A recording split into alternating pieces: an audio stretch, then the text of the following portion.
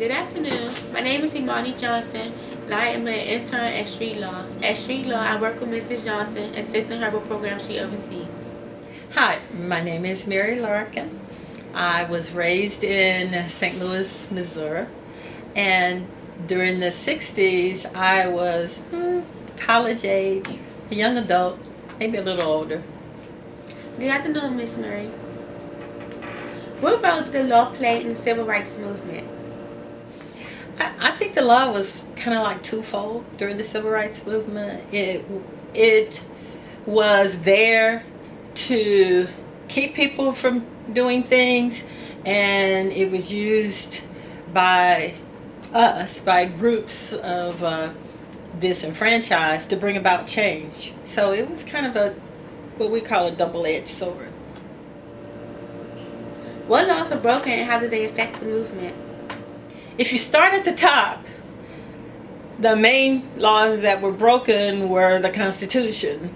And it was about people's rights to liberty and life and property, and to live and to be treated equally. And so, people couldn't vote, they couldn't live where they wanted to, they couldn't eat where they wanted to. So we're just talking about basic everyday niceties of life that were broken. What laws were people fighting for and why? They were fighting for the vote. They were fighting to be able to sit at a lunch counter and eat where they wanted to. They were fighting to be able to move into any neighborhood that they could afford to live in.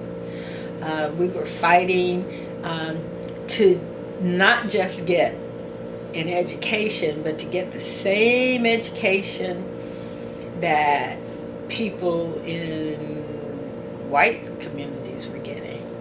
So we were fighting for everything. How was law used to control people in situations?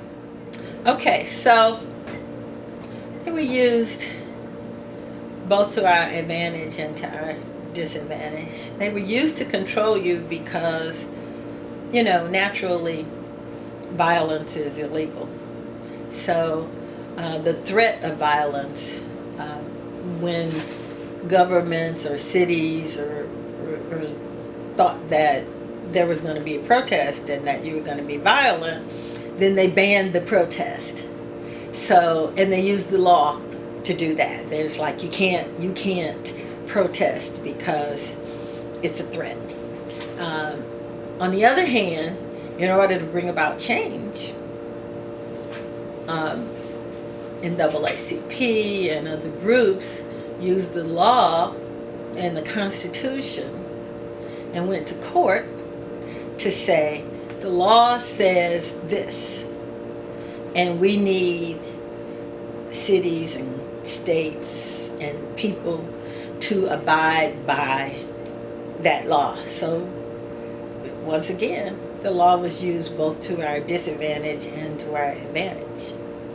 What was your experience at the law at the time? What did you see, hear, or do? Okay. So during the 60s, it's kind of like it was everything. So let me tell you what you saw. What you saw in African Americans were people with big hair and big froze, what we call froze.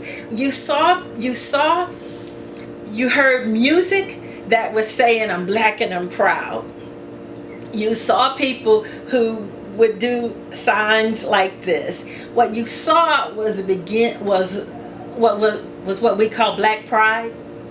Whereas years and years ago, it wasn't that way. Now, some people thought that was being militant, but for us in the 60s, it was just, being black and being proud. And before, you never saw that. And what you heard, for instance, were people calling themselves black.